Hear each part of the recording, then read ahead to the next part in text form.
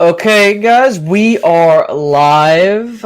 We got another iteration of the Lone Star Show with me, Space Cowboy 17, and your boy, Dallas Cowboy fan 1980 in the house with the power, old school, new school, all this other stuff, all here together.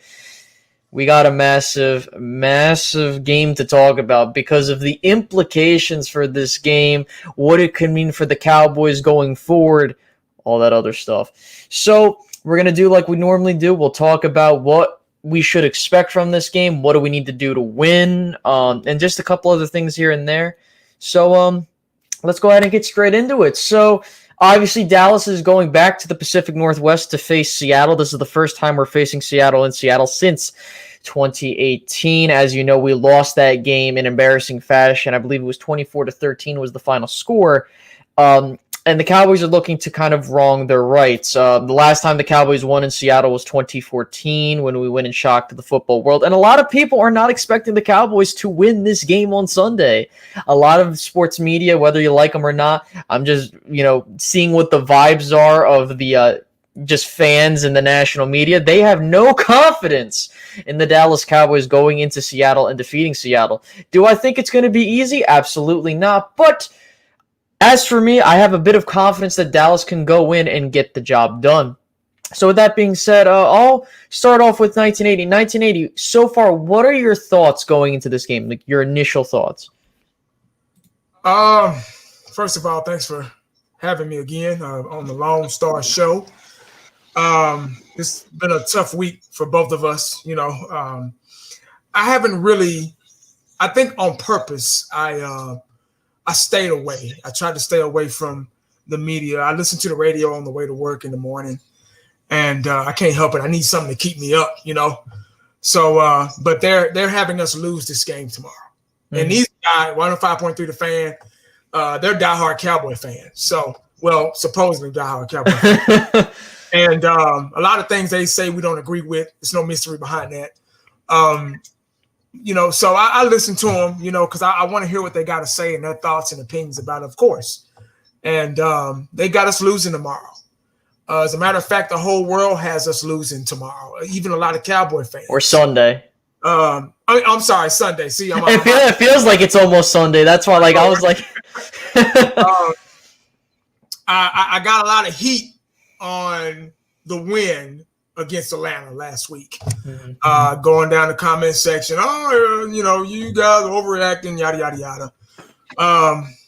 It is what it is. A win is a win. I'm not going to go back to that. I'm pretty sure we're going to go back into that to kind of refer to this game. So get used to it. I feel pretty good about this game. But I'm back to the drawing board again because we still have a lot of injuries. Seattle Seahawks has a lot of injuries, and we'll go Space Cowboy and I will go over that later. Right. And but I want to feel good about this game. I know last week I was extra crump. We were all excited because there was a big win. We came back from nothing to win that game. Nothing to win that game. And I think anybody will be happy, regardless of who your fan base, who you root for. But we're never supposed to get happy, So right. But it don't matter, we're supposed to just be nonchalant about everything. Being a Cowboy fan, nobody wants to see us happy at all. Right. But they watch our channels, But anyway, to make a long story short, man, I'm ready. I am ready. I'm ready to see what this team can do. I hope they learned a lot of lesson from last week, being in a hole like that for that long. Russell Wilson and the Seattle Seahawks, they're a tough team. They're a tough bunch. Regardless of the injuries they're 2-0, they're well coached, and we're playing there. Even though they don't have the fans, it's still atmosphere is a little different because of the fans or whatever. But I still think that playing there is still going to be a factor in a lot of things, and hopefully we can get this win on the road. Yeah, I mean, my whole thing is my initial thoughts of this game is Dallas has a lot of momentum coming in from a game they had no business winning. Now, Seattle's 2-0 right now. They're looking fantastic. I mean, Russell Wilson, well, let me edit that. Russell Wilson looks fantastic. Yeah. If you've been paying attention to Seattle, their defense has not looked as good as they really should be. And it's just Russell Wilson's just been able to keep them alive and just like we look at this previous game. Let me pull it up really quickly on the stat sheet, and then I'll get to just my overall thoughts going into this game before we actually deep dive into it. You look at this. I mean, against Cam Newton, which to be honest, listen, Dak Prescott is light years ahead of Cam Newton at this point in time, and Cam Newton threw for almost 400 yards in this game. The New England Patriots had 22 passing first downs to the Seahawks 11. Now, granted, Seattle really didn't need to do a whole lot, but still, man, I mean, Russell Wilson, he tossed for 5 touchdown passes, and the Patriots almost still won this game. They were literally on the goal line and got stopped. So we could be, look, Seattle honestly needs to be careful because, I think they're due for a loss based off of how they've been playing over the past couple weeks. That's just my honest opinion. Now, I will say this, New England did not run the ball as well in this game, but if you've been paying attention, the Seahawks secondary has not been playing well because they got guys that are hurt. I mean, CeeDee Lamb, assuming he's playing the slot this week, is going up against someone that has not started in their career yet. And that guy has given up 80%. I believe he's been targeted like 80% of the time, and he's given up like 80%. I forget, but there's a stat where it's like Seattle, I believe, has given up 246 yards of total offense in the slot. And I do think CeeDee Lamb's going to feast on that guy. I firmly do believe that. I mean, Julian Edelman, one of the better slot receivers in the league, he got 8 receptions for 179 yards. So I do think that the Cowboys, if they're going to win this game, my first thought process is they have to open up the pass, and they got to do what they got them that win on Sunday versus Atlanta. Use bootlegs, use play action pass, and go deep. Because I guarantee you that if you can knock Seattle in the mouth early on, they can win this football game. The thing that allowed Seattle to be in the position they're in right now is they played with leads. Granted, in this most recent game, they didn't play with they played with the lead for a bit, then they had it tied up at halftime. But the point I'm trying to get at is that Seattle has the ability to win these games. They can do the same thing we can do. But I have more confidence in us because I feel like our offense has a lot more playmakers all around than Seattle. Now, to kind of end my soliloquy on my initial thoughts going into this game, I really do firmly believe that the Dallas Cowboys have the ability to go into Seattle and beat the Seahawks, right? I mean, they have – it proved that, look, this team has grit. We did not see that at all with the previous coaching staff. I know it's one game, and people are like, why are you just taking this for – it's one game. But we got to be honest here, right? The fact is that, yes, while Seattle is undefeated and it is tough to play them at home, you know what? At home, they have no fans there because of the COVID-19 situation, right? They have no fans in attendance, so that home field advantage is not a thing. Yes, they have the artificial crowd noise, but that's not going to be an issue for Dallas, right? So I think ultimately the Cowboys have a little bit of leeway going into this game. So with that being said, I want to ask you, 1980, what do you think is the biggest thing the Cowboys need to do in this game? You could offensively, defensively, whatever, to win this game. Great question. Y'all know me. I sound like a broken record. I say the same thing every week. I'm going to say this first before I even get to my real statement of that, my real answer to that question. Fundamentals. Fundamentals will win games. Fundamentals has won championships for other teams. Starting off early, doing what we did in the second half in the first half last game. You get what I'm saying? Mm-hmm. If we can do that, we can win this game. You cannot let a great quarterback like Russell Wilson get in a rhythm. Because once he gets in a rhythm, we got to get him flustered. It's all on the defense, even though we kind of don't have, but we're going to have to outscore this team pretty much because he can make, when you have a great quarterback like that, he can make an okay team look great. And they will follow behind him, and they'll look like the 85 Bears, So it's going to be up to our defense to try to find. See, last week, our offense dug, and they made something happen. I'm not saying our defense didn't do anything because they stepped up and gave our offense an opportunity to dig. But the offense did a lot of the, especially in that second half, they did a lot of the digging. Dak Prescott did a lot of digging and searching, and they made it happen. And what they need to do is do that in the first half. Make it happen in the first half. Don't wait until the last third and fourth quarter to start doing anything. Because we were in a bad way last week. We thought we were going to lose that game. And for us to come back like we did, a lot of mistakes by, Matty Ice and the Falcons, and a couple of key injuries, like that defensive tackle went down. That kind of helped a little bit, but a little luck here and there with the onside kick. And, you still got to execute to come back. So I don't want to make it seem like our comeback was easy, because it was hard, because the Atlanta Falcons, they didn't leave the building. They were still there to play. This week, we need less mistakes. There were so many penalties, so many things that we did, missed tackles, penalties, just fumbles, all the fumbles in the first quarter, the first couple of possessions, at the beginning of the game that happened, that didn't have to happen. We could have been a better team last week if it wasn't for those mistakes, and we put ourselves in that position, in that predicament, in that position. So, we won the game. A win is a win, but I want to be in a better place this week. I want to be in a more comfortable place this week. I want to watch this game and feel good about it. I want to watch this game and not have to yell and scream at the TV. Execution is the key on both sides of the ball. We have to figure out how to do that early. Stop waiting. That's that Garrett shit from last season, that waiting stuff. Oh, let's wait till the third quarter to come out. Come on, man. We got to get it early. We got to figure out how to find and dig deep and get it early. A lot of that win last week was pride. It was a lot of pride and a lot of soul searching, man. And they dug and they did it, which was a good win. But we don't want to win like that anymore. We want to go ahead and dominate and try to dominate and, just go from there, man. Those are just my thoughts. Fundamentals and execution on both sides of the ball early.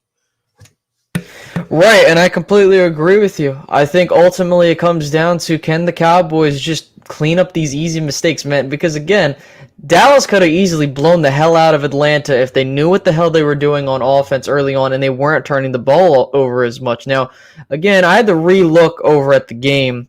I typically do that before these shows just to kind of get a sense of, okay, this is what we got to work on. The Cowboys have to not play as loosely with the football when it comes to running the football.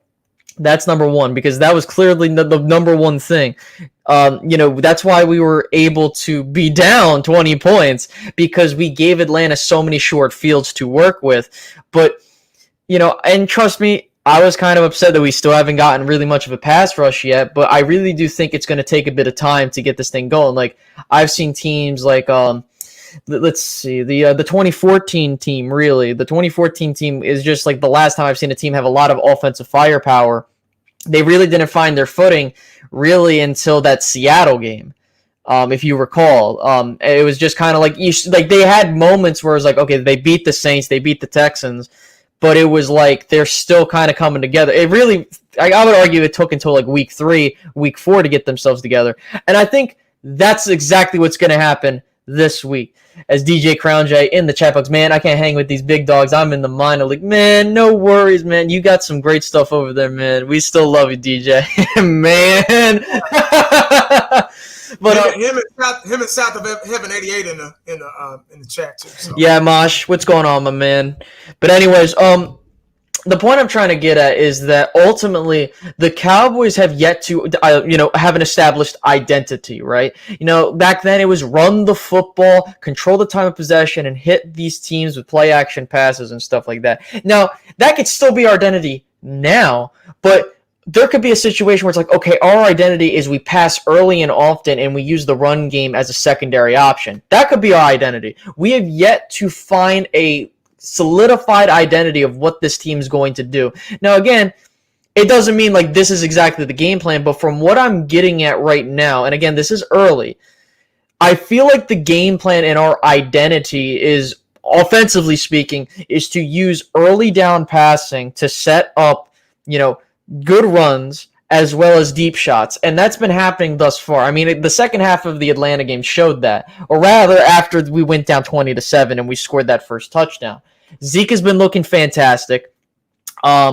This receiving core is looking good. I mean, for God's sake, the tight end, we didn't expect Dalton Schultz to do as well as we thought him to do. Yeah, claps up to him. But I will say this. The key is to win this game. First things first, you have to get to Russell Wilson. You got to rattle him. Because if you let Russell Wilson get into a groove, he will pick you apart. He's one of those quarterbacks similar to Dak Prescott. With Dak Prescott, if he gets in rhythm early and often, he's going to start cooking you. Russell Wilson, I see it the same way with him. So I think we have to definitely get a pass rush this week. I'm not saying we have to sack him 20 times this game. All I'm getting at is we need to get to him early and often. Next, on offensively speaking, you got to attack these slot corners for the Seattle Seahawks. Like I mentioned earlier, their slot receivers, they're down very thin. They're having a guy I think who never started a game ever. He's playing their slot, and from what I've been seeing, their slot receivers haven't been that great. So CeeDee Lamb should be primed for a damn fine game if they slap him in the slot or whoever's there. But I think it's going to come down to just third down efficiency. I look at this statistic right here. We don't need third downs. Yeah, right. We don't need to be in third. But what's key here is Seattle was 3 for 7 on third downs in their game versus New England. Now, again, they still won the game. True. But the thing I do have to say is that if we can just knock Seattle in the mouth and put up points early and often, like Mike McCarthy's saying he wants to do, I think I would have no problem with taking Dallas in this game. But with that being said, I wanted to go over the injury report for this game. Now, the Seahawks have a ton. Well, this is what's weird because I had to do some additional research because I saw like 19 people on their injury report. I'm like, what the hell's going on? So, a couple things. So they have a couple guys that they had some full participation from some guys. Not really. I'm just trying to circle a couple guys that would be of note. DK Metcalf, he was resting for this game. So was Chris Carson and Tyler Lockett. So people that were saying, and Greg Olsen. So some of their offensive weapons people saw in the injured report, they were just resting, nothing crazy. However, this is something to keep an eye out on. People that did not participate, Dwayne Brown and Jaron Reed, a couple of these other guys that are kind of just whatever. I'm circling Dwayne Brown right here because he's one of their staples on their offensive line. Is he the greatest? No. But the thing is that Seattle's offensive line can easily be abused if we can get pressure. Now, will we? I don't know. Because we've been waiting for pressure. DeMarcus Lawrence is MIA. Everson Griffin, he had a spat with Jeff Kavanaugh on Twitter about him being in a certain stance, and apparently he's going back to what he was doing in Minnesota, which he really should have been to begin with. I don't know what the hell he was doing. I heard about that. Yeah. Yeah, so I think ultimately when I look at this, Seattle, I don't know what the final report's going to be because there's a ton of people that had limited, did not participate, this, that, and the third. So those are a couple guys I'm looking at. Now, for the Cowboys, we know Cheeto, we talked about this before. Cheeto's hurt. He's not going to he's probably not going to play for a couple weeks. Now, Trevon, he had something with his shoulder, but he's A-OK right now from what I've been seeing in reports. People were like freaking out like, oh, Trevon's shoulder, but he should be fine. DeMarcus Lawrence, I don't know if he'll be playing in this game, but to be honest with you, he has yet to really showcase himself, to be completely honest with you, so I don't think we're going to miss him. And then Tyron, we don't know if Tyron's going to be a go for this game. But with that being said, I have confidence in Brandon Knight, but because the reason why I have confidence in him, and I'll toss this over to you, 1980, with some of these injuries, and are you concerned with some of these? Brandon Knight and him going up against the Seattle pass rushers, Seattle's in the same position we're in. They haven't really gotten home to these quarterbacks yet. Same position we're in. So I think that the Cowboys, if there's a game where they're going to get multiple sacks, this is the game. But again, it's tough to sack Russell Wilson because he's mobile, and the Cowboys have struggled against mobile quarterbacks. So what do you feel about these injuries, man? Like, what do you think we can do to try and alleviate the pressure there? This is going to have to be on the coaching staff. How we come, let's see.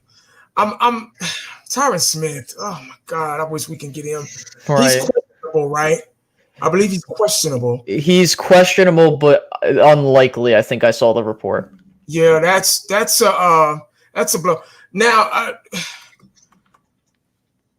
damn, DeMarcus Lawrence is questionable too. Wow. Okay, Cheeto's out. He's out. Anthony Brown's on IR. Our secondary is okay. This is gonna have to be the coaching, man. Putting our players in the best position to win this ball game. Guys they have to step up. There's no excuses right now. We can't let injuries be a factor. Other teams have won ball games with injuries.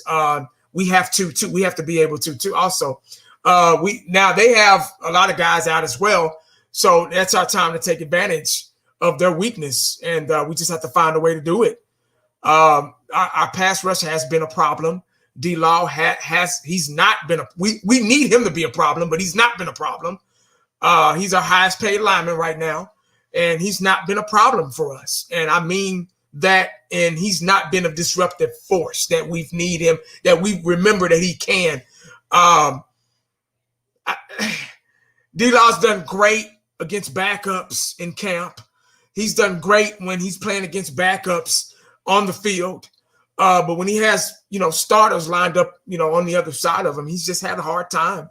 And I can't really blame it on the double team this time. I mean, he's just getting stuffed. I don't know if he's lost a step, if he has something on his mind because a new baby being born or whatever. And I get it, but we need him to step up and play. Right now, like you just said, right now, our defensive line really needs to step up, because once Russell Wilson gets on fire and he finds our weaknesses, which is our defensive line, he's going to pick us apart. And now we got guys in the secondary that are out. And, there have been guys that have stepped up, but it's just a matter of what this coaching staff is going to set the game plan around this defense to put our guys in the best position to make a play, to force a 3 and out. Third down has really been a big issue for this defense, getting off the field. When it's third down, when it's 3rd and 5 or 3rd and 7, I know everybody in this comment section are biting their nails and like, oh God, just on the edge of the seats, because they know that they're going to convert. And that's what Atlanta did last week. I hate to keep going back last week, but guys, the Seattle Seahawks, they went back and watched that game too. You get what I'm saying? And they know what our weakness is. They know what to do to convert on us. Third down, all you got to do is this. We've had a problem. We've been having problems for years on third down. If we can just get off the field, our defense rested on third down. Chasing somebody is you're exhausting more energy than on offense. Those guys are tired. You cannot make plays when you're tired. That's why we can't get off the field. I knew how hard it was on third down when you thought you had a team stopped and the defensive coordinator called the right play, but you just couldn't get to them because guess what? You've been on the field for 3.5 minutes. You get what I'm saying? So, and that's a long time in football time. And being on defense, you got your hands over your head, your hands on your shoulders. Your hips. You're tired. You can't make plays when you're tired. So that's why we need that defense fresh. We need the 3 and out. They got to figure something out, man. Everybody's suffering from injuries, man. Not having a preseason, it has a lot to do with it. And I hate to keep going back to that, back to that, but that's just what it is, man. And everybody's suffering from it. So hopefully it's kind of balanced neck and neck, and we're able to. They got injuries, we got injuries. So we just got to find a way to take advantage and not let them take advantage of us. Right, and that's the biggest thing is, like, can we stop the Seahawks on offense? Because trust me, man, you and I know it, and everyone else in the comment section would be lying if they did not agree with this. Seattle has a fantastic passing attack. However, I do want to say this. Seattle, I will say, has gotten lucky in some of these games. Week 1, it's week 1. You're not really... This game, they really should be 1-1. I felt like that the Patriots really should have won this game, if I'm being completely honest with you. Now, all I'm going to say is this, too, as well, don't be afraid of Seattle, man. Like, I see a lot of people that are like, oh, Seattle's like this unbeatable opponent. If you actually look into the statistical analysis, you look at the games, you watch these games, they don't look...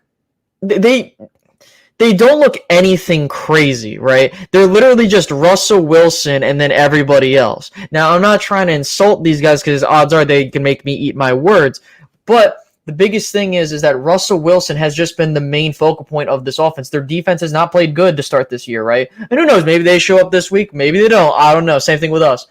But the thing is they have yet to go up against an offense like ours. And they're already giving up 25, 30 points a game and a ton of passing yardage. They've given up over 800 passing yards of total offense in the air to start the season.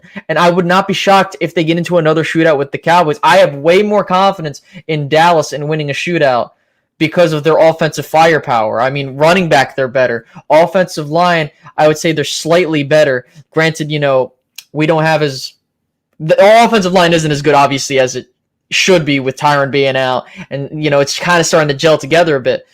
But with that being said, we got obviously we have to know what we are going up against. Look, Russell Wilson's one of the best quarterbacks in the league. Okay, he just threw 5 touchdown passes. Granted, to start this year off, I mean, he's thrown more touchdowns than incompletions this year to start off, if I remember that stat correctly, or he's close to that. But with that being said, I'm not worried about Seattle as much as, what I don't understand is people think that Seattle's going to blow the hell out of Dallas. That is not going to happen in this game. The only way that... Well, we were supposed to lose that game. I'm sorry. We're supposed to be 0-2. Right. That's what they're saying. That's what they're saying here in the Metroplex. Even the fans on 105.3, the fan, they're saying we're supposed to be 0-2. We were not supposed to win that game. And I don't know why, but we weren't supposed to win that game. Sorry to cut you off. No, you're good. You're good. And that's my thing, right? I could say the same thing about Seattle. Seattle should be 1-1 right now because of New England doing some stupid-ass play call on the 1-yard line. We're trying to run Cam Newton up the gut, rather with him just sneaking over the top. But that's just me. But ultimately, I think that the Cowboys should be able to go into... Now, let me say this, too. This is a huge game in terms of implications for the NFC East. Just not even with our game before this week, right? So let me put this into perspective, right? I'm looking at the NFC East schedule, and this is why it's extremely important we win this game, okay? The Cowboys, we need a quality road win to set us up with some momentum, right? Because we look at the Cowboys. After this game versus Seattle with no 12th man, and if we come out of Sunday with a win, which I expect based off of how I've seen this, I'm starting to see this team gel together, especially towards the last part of the Atlanta game. They have Cleveland, the Giants, and Cardinals at home. If momentum's a thing, they should win all 3 of those games. Or at worst, win 2 of them at minimum, Cleveland and the Giants. So we could be talking about Dallas being 6-1, or 5-1 or 4-2 before they go up against Washington and Philly, right? Now, there is a possibility that, we come out of week 2 as leaders of the NFC East. Washington plays Cleveland. They're not a slouch either. I'm not saying Cleveland's going to be a rollover because I could see the potential on their team, but I really do think that Washington is not that good of a team. So I think Cleveland should be able to beat them. I look at the Eagles. The Eagles have to win. What's up? I'm sorry, man. Washington... Anybody with a pass rush, they have a great pass rush, and that's where we have problems. Right. Because we have an offensive line, and when Dak doesn't have time, you see what happened with the Rams game. But I'm sorry, go ahead. No, and I'll explain, because the reason I'm not saying Washington's going to be a pushover, right? I do believe Washington's going to give us fits. I think that they're the team that's most positioned to give us fits this year based on how things are going out. But my thing is that there could be a situation where Washington, listen, we don't play them for another 4 or 5 weeks. So they're playing guys like the Ravens, the Rams, and the Giants. So they could possibly be 2-4, 1-5 before we play them. And it's all up to their offense. If their offense is playing solid, they're going to be giving us fits. Now I look at Philadelphia, right? If Philadelphia loses to Cincinnati, their season is more or less over. They got to go on the road to play the 49ers, which they're banged up. They got to play the Steelers in Pittsburgh. That's a tough game. Then they got to play the Ravens at home before they get games like the Giants and Cowboys. So they could get knocked out of commission too. And then the Giants, they're in the same boat, but they have the 49ers this week. The 49ers are very much banged up, so if they lose that game and start 0-3, their season's over too, because then they got to play the Rams on the road, then they play us, which I don't expect them without Saquon to beat us, to be completely honest with you, and then they have a bunch of other games here and there. So you might be asking me, Space, why the hell are you wasting your time going over this? The reason why I bring this up is because if the Cowboys, and I'm going to go on a bold limb here saying this, if Dallas beats Seattle this week, which I expect them to do, they're going to win the division. And I have no doubt in saying that because obviously, listen, hindsight's 20/20. People could get hurt, this, that, and the third. I understand that. But my whole thing is that Dallas has a 3-game home stretch to where they can hold an insurmountable lead over the division before they go on the road again to play guys like Washington and Philly. And odds are, if we beat Washington and Philly, right, when we're 6-2 or 7-1, this division's over. I know that, people could be talking to me like, oh, like, Space, you're just talking all this hype stuff, but that's not me being out of the realm of possibility. Dallas plays very well at home, right? Dak is now 13-4 in his last, 17 games at home. Right? And I'll let you go. I know I keep going on and on. But my whole thing is this. Even if Dallas was to lose in Seattle, I still have confidence they're going to go straight home and they're going to get a couple wins there. So all I'm saying is, man, you win this game and you have a ton of momentum going back home to have 3 games at home versus some opponents where you should be able to stack wins. Except, Arizona's looking pretty good. They might give us fits, but Cleveland and the Giants shouldn't be an issue. Yeah, I agree, man. This game Saturday, this is a must-win game for us. This is a statement game. We got to go ahead and take advantage while it's hot. Our firepower on offense is I believe can be unstoppable. And they showed that last week with hanging in there and persevering and beating Atlanta. They showed it last week. Dak showed what he can do. Gallup, big play Gallup, he reminds me, he's starting to remind me of Dez a little bit, with the big catches, the big plays when we need him. Dez used to do that in his prime, with the consistency of Coop and, CeeDee Lamb in the slot, the bet, like you said it. I've said this years and years and years ago. The middle of the field, middle thirds is the weakest part of a team's defense coverage-wise because you got your linebackers and your safeties. They're linebackers and safeties for a reason. They can't cover. They're not cornerbacks. You get what I'm saying? So they should be able to Schultz, I hate to say this. I'm happy I'm saying this, but Schultz stepped up. He made some big catches for us last week, and so did Bale. Bale stepped up too. And Schultz, I went back and watched some film. He did some really, really good blocking for us. And he's really stepped up in the place of Jarwin. Done a good job. I called him brick hands in week 1 because he dropped some passes. But he really stepped up last week, and I'm very proud of him. And I hope we can use him. They're the X factor, the slot receiver and the tight end. They're your hybrid chain mover. Everybody's looking for Zeke. Everybody's looking for Coop. Everybody's looking for Gallup. They're the outside guys, the inside presence. That's the weakest part of a team's defense. They can't cover in the inside. That's why Cole Beasley back in the day was so great. That's why what's the Patriots? Wes Welker and Tom Brady was so good moving the ball, and their tight end, they attack the weakest part of the defense, which is the middle of the field, I believe.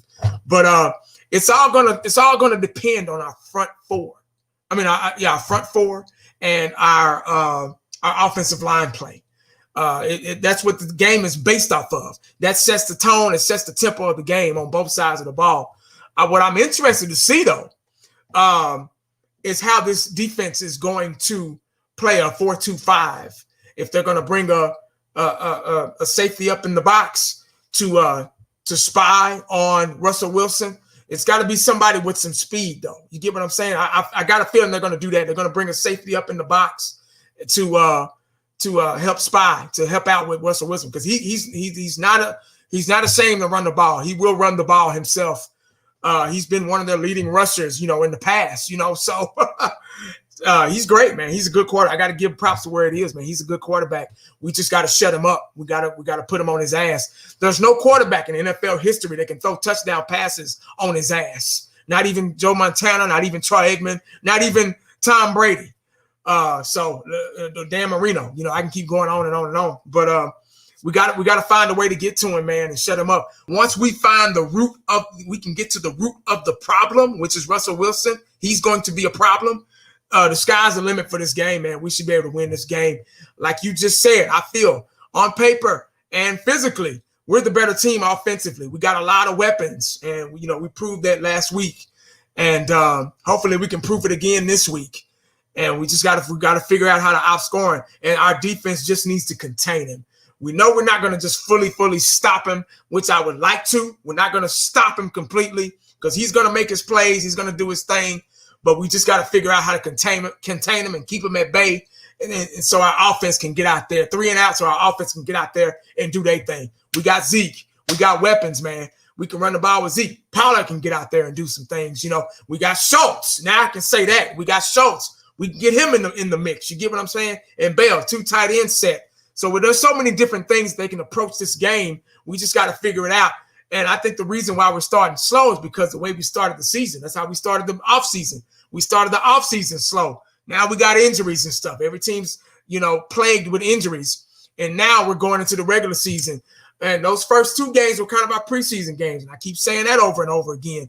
I'm glad we won one of them, but that's just how I feel about that, man. Let's just hope we can take that same energy that we won from winning last week's game into this one. Right, and that's the biggest thing is that we don't know what the hell is going to happen because there's a lot of teams that are 2-0. I'm watching. I'm like, why the hell are you 2-0? And there are some teams that are 0-2, and I'm like, yo, these teams really shouldn't be 0-2. And that's just me being completely honest, like as an NFL fan. And so, like you said, these first 2 games really feel like a preseason. And as you see, I dropped my link in the chat for those that are in 1980s chat that have not subscribed up to me. Feel free to go subscribe up to me, Space Cowboy 17 on YouTube. Links right there. But yeah, man, it's just the biggest thing for me is I watch with what's going on. There's a lot of teams where it's like they're just struggling to put things together. I saw a lot of people in your chat box saying how Seattle, all they really have is Bobby Wagner and Jamal Adams, which is true. Yeah, Bobby Wagner is one of the best linebackers in football, but at the end of the day, he can only do so much. Their pass rush is horrendous. Their secondary is also horrendous. CeeDee Lamb could be going up against the guy in the slot that plays safety, from what I've been hearing. So there is a lot to be hopeful about this game for the Cowboys. And again, I don't understand. I really do think it's just the media just pushing this narrative that the Cowboys should not have won against Atlanta because they choked, and that somehow means they're going to lose to Seattle. If you're being honest with yourself, you look at Seattle and you're like, yo, Dallas is going to put some points up on the board. And Dallas, honestly, has played better defensively speaking.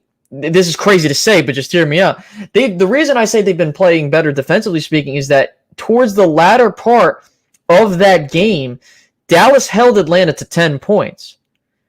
The Seahawks allowed, 16 points. I get it. Space, that's whatever. But my whole thing is that I have a lot more confidence that the Cowboys secondary can come together quickly than the whatchamacallit, the Seahawks, because we at least have players at corner that we can have faith in. I look at Seattle. Seattle, they're bringing safeties to play corner and stuff like that, and this, that, and the third. I'm like, dude, that is not going to work well. I can guarantee you that. So, with all that being said, I do believe Dallas is going to go into Seattle and get this W. I mean, don't let the media I see everyone talking about Seattle is going to beat Dallas, this, that, and the third. Don't fall for that hype, man, because, yeah, even if we still lose this game, I feel like it's going to be a lot closer than people think. Yeah. So, well, they want us to lose this game so they can be right. It's all about that opinion. Right. It's all about, I'm right. I always get on here and say, hey, I don't mind being wrong. I'm the first Cowboy fan on here to say, hey, I don't mind being wrong, because sometimes wrong is good. You get what I'm saying? And I don't know everything. I'm not going to get on here and say and act like I know everything because right. I don't know what's going to happen Sunday. And that's why we're going to watch. If I knew what was going to happen Sunday, I wouldn't even watch. We wouldn't even be talking right now. Right. You get what I'm saying? That's why it's called a game. It's a gamble. It's a type of gamble. You get out there, you play the best of your ability. You don't know what's going to happen. You could go out there and get hurt, but God forbid that happens, but you don't know. You know what I'm saying? So it's a gamble going out there on the field, just like it's a gamble going out there into the world, driving to work. You could have an accident. You just never know. I'm not wishing that on anybody or myself to prove a point. I'm just saying on the radio, they're saying, Cowboys won that game, but we weren't supposed to win that game. They want to be right about their opinion. They were pissed off just like we were in the first quarter when we were down 20-something points to nothing. You get what I'm saying? Yeah. They were mad just like we were when every time we would score, our defense would turn right around and let them score. Boom, we score. Boom, they score. There's no way we can come back if we keep letting them son of a gun score. You get what I'm saying? Mm-hmm. Defense is going to have to grow a sack and find some testicular fortitude, which they did. I don't know how, but they did. And they finally made some 3-and-outs and forced some 3-and-outs and gave Matty Ice and let us know why they called him Matty Ice. You get what I'm saying? So they just this game I need it to be reversed. We don't need that. You get what I'm saying? So right. Silence the critic. This game is a statement game because everybody's looking.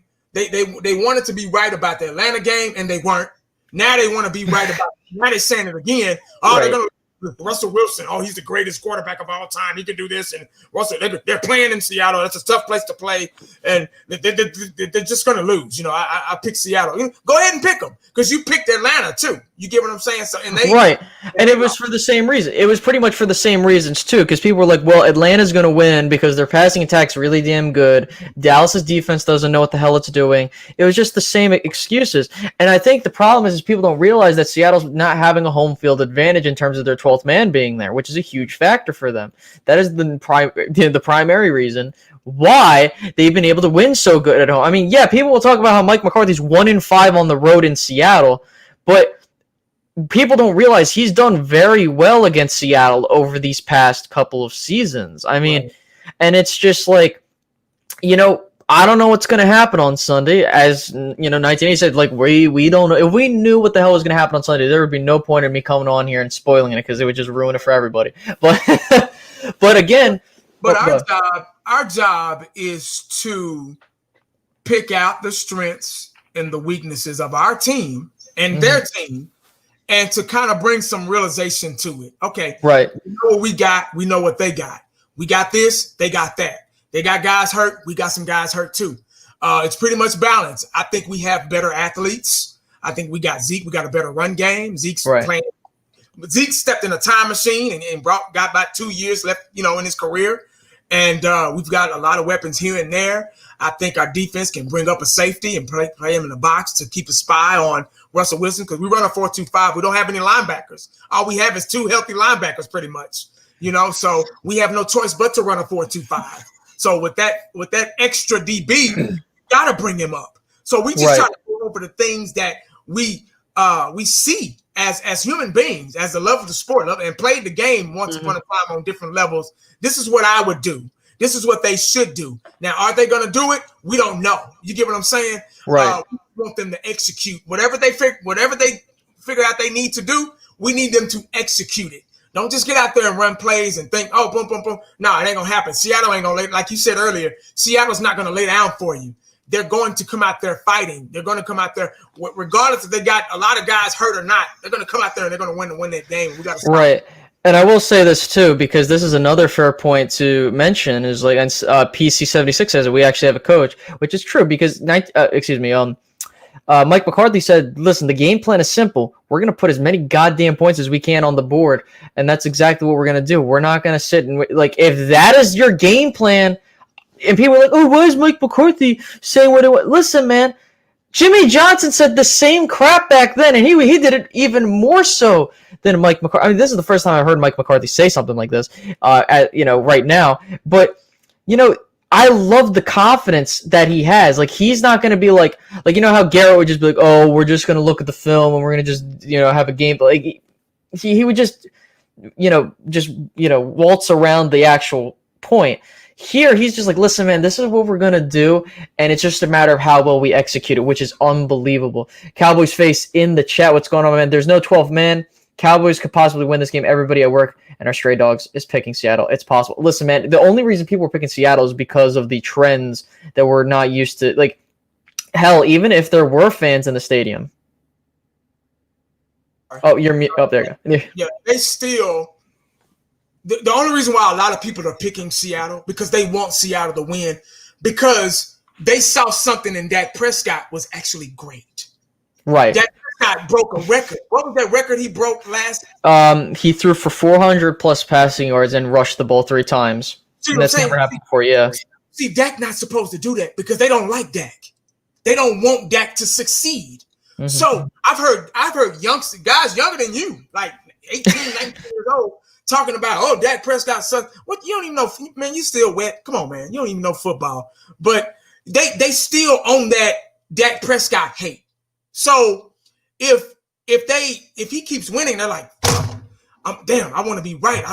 He sucks. He sucks as a quarterback. They want to be right about that. You get what I'm saying? It's all about being right. They don't care who wins. They just want to be right about, about something. So they can say, oh, I told you so. I told you Dak sucked. Even though Dak don't play defense, Right.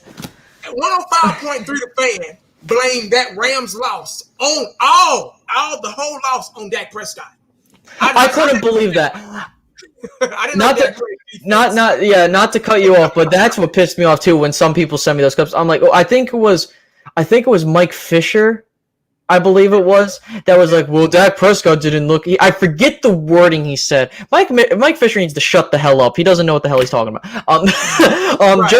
Jeremy X in the chat, in my chat. Dang it, brothers! I set my reminder. Yet just got notified. Yeah, YouTube's being weird. I don't know. Just chiming in. What a do space and Cowboy fan 1980. How about them Cowboys? We win by 9 points. I would not be shocked at that. I think the Cowboys are going to win by 7, by a touchdown. But real quick before we continue, if you guys could, if you haven't done so already, make sure you hit that like button and subscribe to both of our channels if you haven't done so already. If you've been liking the shows and stuff like that, make sure that you go ahead and do that. Because honestly, you're missing out on some good stuff. And also hit that notification bell so you get notified as much as it's being a pain in the ass. And if you're in 1980s chat, I'm not sure if you guys know who I am or subscribed up to me yet. Feel free to do that now. But with that being said, if you guys want to, feel free down below to drop your questions now. We'll get to some of them. It could be about pertaining to the game or just going on with the season whatsoever. Feel free to drop that down below. But anyways, Mike Fisher, he's just a jackass. The fan sometimes pisses me off with some of their takes, if I'm being completely honest. I think it's, I don't know, who is it from the fan? Jeff Kavanaugh, I think he works for the fan, if I'm wrong, or he works for a radio show down there. I like him. Brian Broaddus, I like him too, like in terms of radio personalities and stuff like that. I've had no issues with them because they actually know what the hell they're talking about. But with that being said, real quick, I'm going to do bold predictions now. Last week, this man, listen, I've been on a roll thus far because I got 2 bold predictions, one correct and the other semi-correct. I said Dak was going to throw for 3 touchdowns, but he scored 4 touchdowns, threw for 1 and scored 3, but I'll take it. But I'll start out. Now, I was talking with Cowboys Fan Talk on my channel. If you guys haven't, make sure to go check him out. He's got some great content. New up-and-coming guy. I love what he's got. I'll make sure to drop his link as well because I think, you guys would enjoy the content he puts out. But with that being said, like my first bold prediction offensively speaking, CeeDee Lamb goes off and gets 2 in the end zone twice. That is my first prediction. As for my second prediction, in terms of defense, I think the Cowboys get 3 sacks. That is my second bold prediction. That's very bold, but holy hell. I don't like doing predictions. They are bad luck. If y'all don't believe me, last week, goddamn it, and in week 1, but I said Zeke was going to have a pretty good game last week, and he did. I thought Dak had a pretty good week last week, and he did. I didn't say it, but I kind of had a feeling. I got a feeling that Zeke will have over 100 yards in this game. And he'll have a touchdown. I think Dak will have a rushing touchdown and maybe 2 passing touchdowns. That's what I think. I'm not gonna say I predict. That's what I think. That's what I want to happen. let me just say that. That's what I want to happen. And if the Dallas Cowboys can take advantage like they should, I think they can. It just depends on how well the offensive line is playing. The Dallas Cowboys, if you've noticed, they had to. The way they're starting these games has been kind of slow. They have to get into a rhythm, right? And once they get in that rhythm and they find that rhythm, they're successful. And I just hope they get that rhythm early with Seattle. And that's what I talked about. That's what I said at the beginning of the show tonight. Finding that rhythm early. But I predict that we should be able to win this game. It's a winnable game for us. And I got a pretty good feeling that Zeke and Dak are going to have a pretty good game this week. And defensively, I want Diggs to get a pick. It better happen this week, man. He was so close twice to getting it, and I was so goddamn mad. I was like, damn it, I would have had to. But listen, man, let's say Mosey, the hype got to his 1980 in space. Remember when we beat Seattle in the playoffs? Now, I understand that was a while ago, but there is some evidence. See, here's my thing, man. I saw an article where it was like Dak Prescott can make a statement by beating Russell Wilson. I'm like, dude, he's already beat Russell Wilson before, and it wasn't that long ago. It was just a season ago. Right. Or 2 seasons ago. I don't care. It was the calendar year was 19. It was up there, too. No. It was in our stadium. Oh, it was here. Yeah, but still, like, people were listen, I don't know what the hell is going to happen this, with Russell Wilson and the Seahawks this year. The NFC, this is kind of how I view it, if I'm being objectively honest. Again, feel free to drop your questions down below, guys, if you haven't done so already, because we'll get to them if you have some. But the way I look at it is this. The Cowboys are going up tough opponents in the NFC West. I mean, for us, we lost to the Rams by 3 points when we should have probably won that game, when there was a couple things here and there. And I still defend those decisions, obviously, but still, there's a couple things we could have done better. That I will say.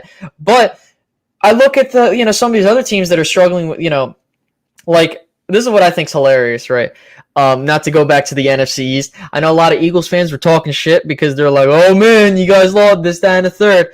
Dude, you guys got blown the hell out by a team we lost to by 3, and we barely beat them, or we barely could have beaten them. You guys got blown out at home by like 28 points or something like that? Or something like that.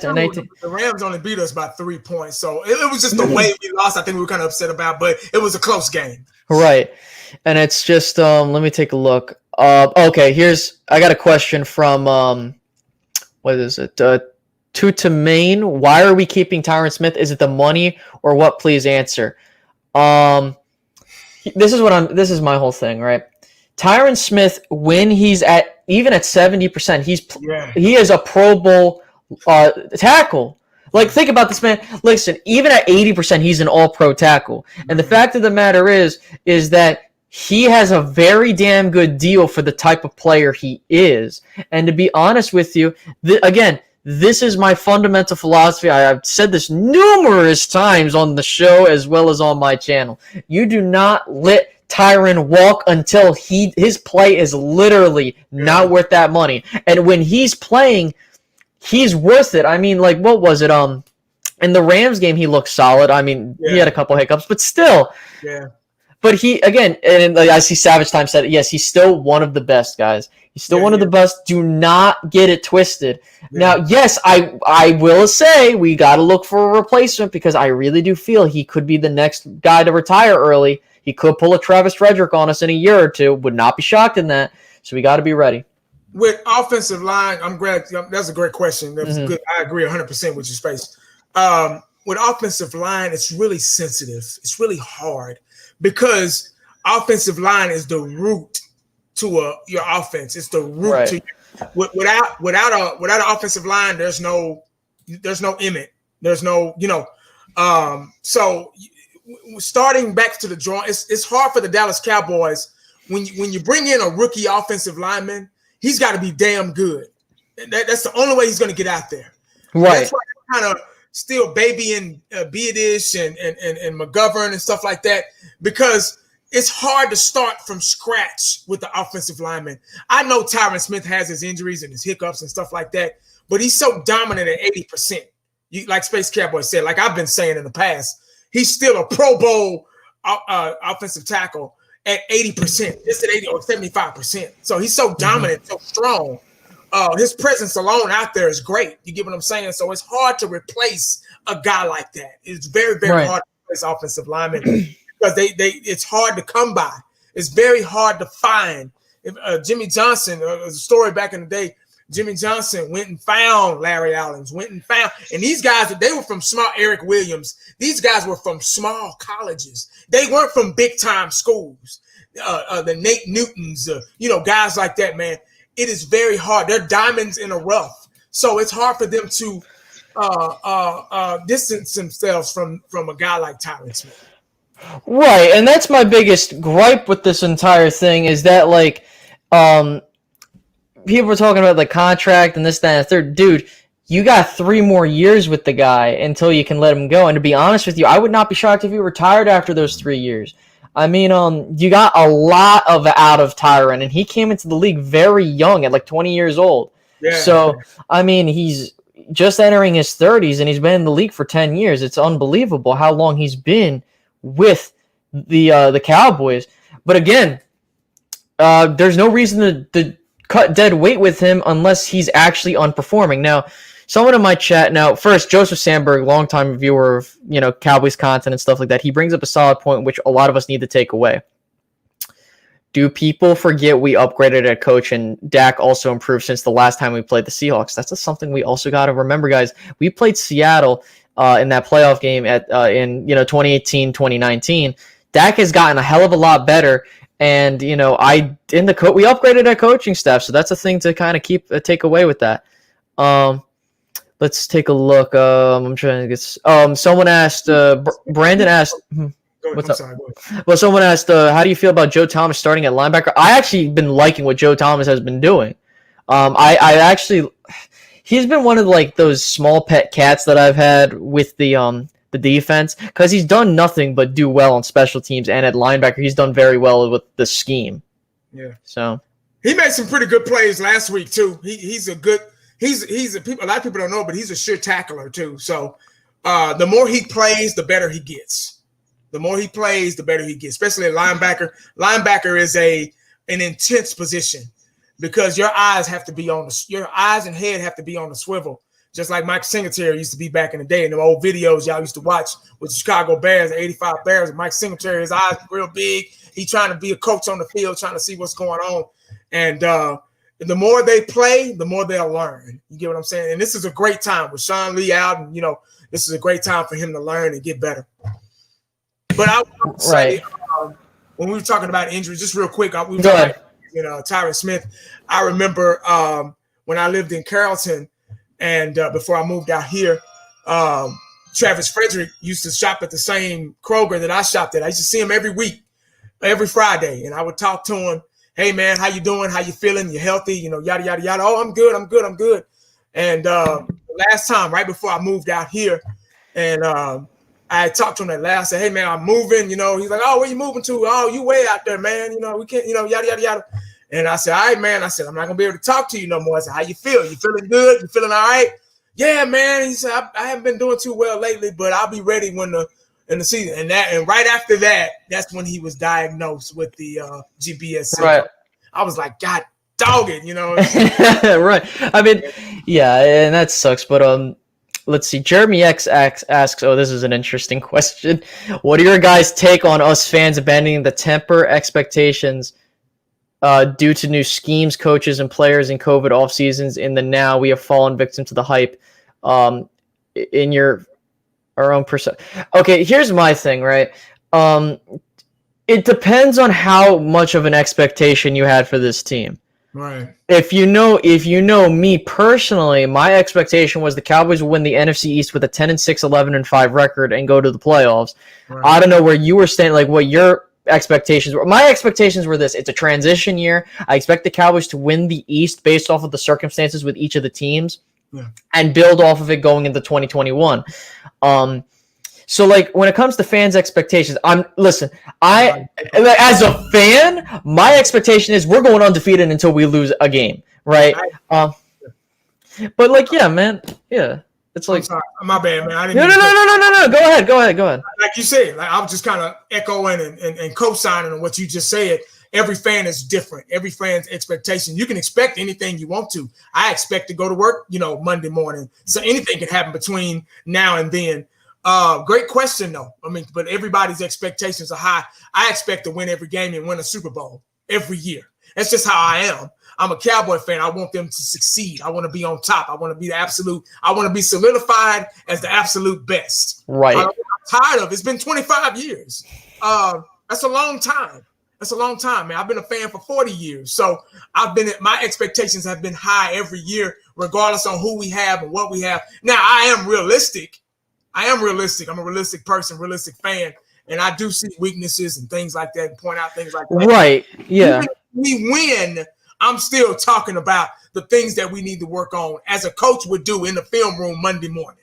Right, and there's nothing wrong with that, man. Like the thing that I would prefer is like, well, this is just me. The thing that I don't like with our fan base sometimes is a lot of us talk crap about the team. Like me personally, I get pissed naturally, right? I'm not saying like you can't get angry at the team, because trust me, I was very pissed off when we were down 20-0. My only thing is that what I don't like is just not just going into a game just fully like, okay, well, this is exactly what we should be looking at, and then sometimes just being blind to it. Now, I'm not saying anyone of you guys would like that. It's just that's kind of what we do. Our job is to look at the games, see what we got to do, and this, that, and a third. But really hard. It's really hard for me because, I grew up in the Cowboy thing. My dad knew Jimmy Johnson back in the day. I was a ball boy for the Cowboys back in the day when, back in 94, 95, when they won their last Super Bowl. I wasn't even born yet. I saw the greatest players. I saw the greatest players play, and I saw Michael Irvin on the sideline pumping up the team. I saw things that players don't do today, do on the sideline. And I saw great players, the Charles Haley's, the Leon Letts, the Tony Tobers, the Russell Marylands, and that's just the defense, the Dion's, and so on and so on and so on. So, I experienced a lot and I saw a lot, and I saw what it mean and what it took to win. Right. When I see all these different coaches have come through here, all these different quarterbacks with the Tony Bankses and the Chad Hutchinsons and all that stuff, I was very disappointed. And then we finally got Romo, and Romo was a breath of fresh air, and he turned out to be a great quarterback, and without a Super Bowl, and Witten and guys like that, and Ware, and and now we got a new generation in here with Zeke and Dak and and others, so. My expectations every year are high because of the way it's brought into it. You get what I'm saying? So it goes back a long way for me. And I don't just scream Cowboys and stuff like that. Right. I don't just get on here for views. It's all about heart. It's all heart to me. Exactly. Heart. It comes from the heart. It's family. It's almost like family to me. You get what I'm saying? So, right. No, and I feel you on that. I mean, listen, and we'll get to our final question for tonight. Listen, when he was doing that ball boy stuff with the Cowboys, I was not even a thought in my parents' mind. Okay. But my whole thing is that we all have passion for this, right? We all come out to watch people like me in 1980 or whoever the hell else you watch talk about the Cowboys. We love the Cowboys. There are times where I'm talking where I seem just monotone, or I'm just fully analytical when it comes to the stuff. Listen, I get hype in these games too. You saw it last week how I can get. Like, it's just, that's how we are as fans.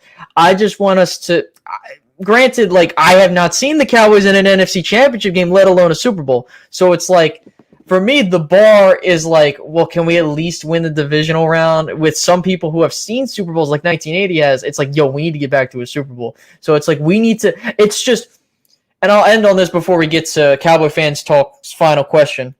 our final question for the night. It's just we need to get through that barrier because I feel like it's just when you consistently hit that wall, it sets like a culture, you know what I mean? Like a culture of just, okay, this is the best we can do. If we could just shatter that wall, I think the sky's the limit with this team. And it's not going to stop. It's not going to. I get, you in the comment section, Cowboys are trash. They'll never do anything. They'll never, just because you say that, are we supposed to stop being Cowboy fans? No. Turn my back and say, you know what? So-and-so was right in the comment section. We do suck. Let me just stop being a fan. What type of person will I be? Where's my faith? You get what I'm saying? It just blows my mind. People be like, it's just like the Cleveland Browns fans. Tell them that. They ain't never ain't nobody on their pages or their channels or whatever messing with them. Ain't nobody on the Cincinnati Bengals pages or channels messing with them. But we got 5 Super Bowl rings. Should have been 6 or 7 if Jimmy Johnson would have stuck around. Should have been 8. It should have been 8.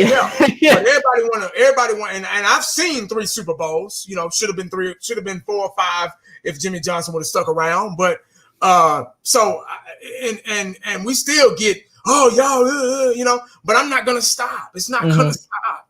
So just you wasting your time. Right, so let's get to this final question. We'll close this thing out.